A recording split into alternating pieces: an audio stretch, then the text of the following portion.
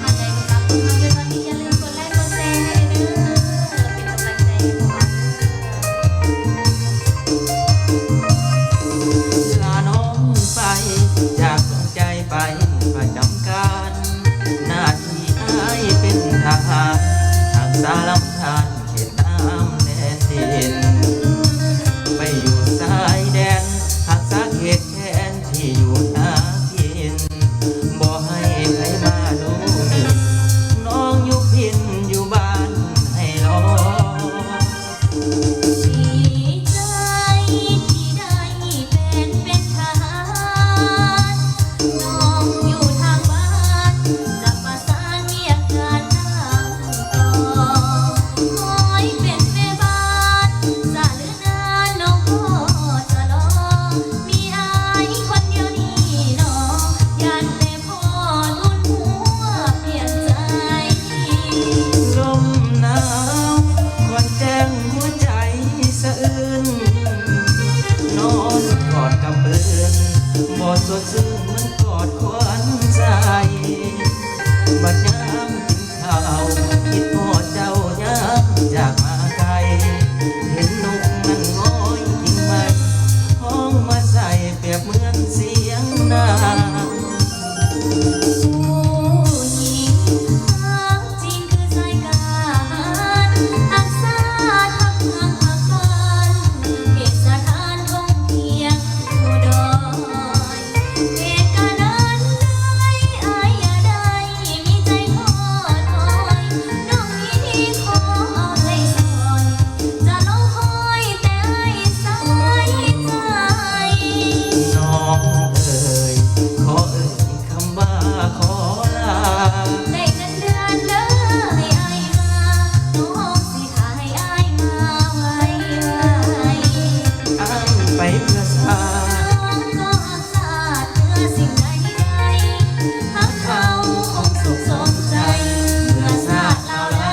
มุ่งเพื่อนทา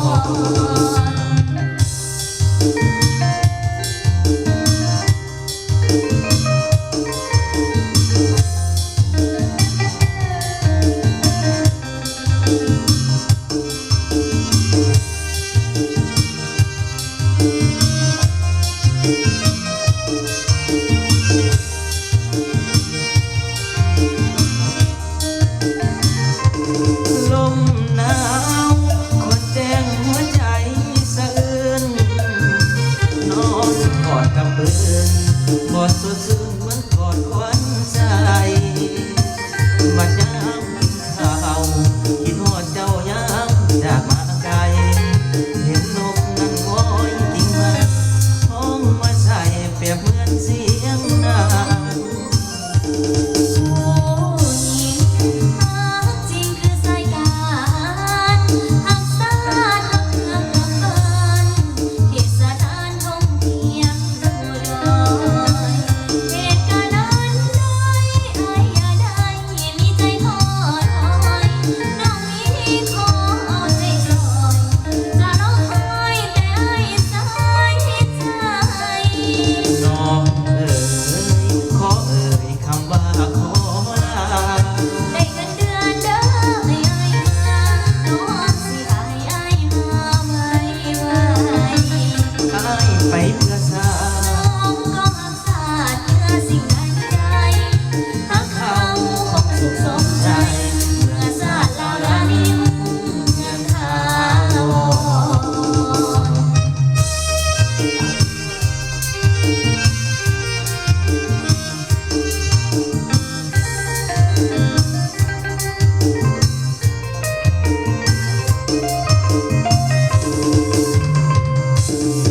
เอาของยาวเด้อ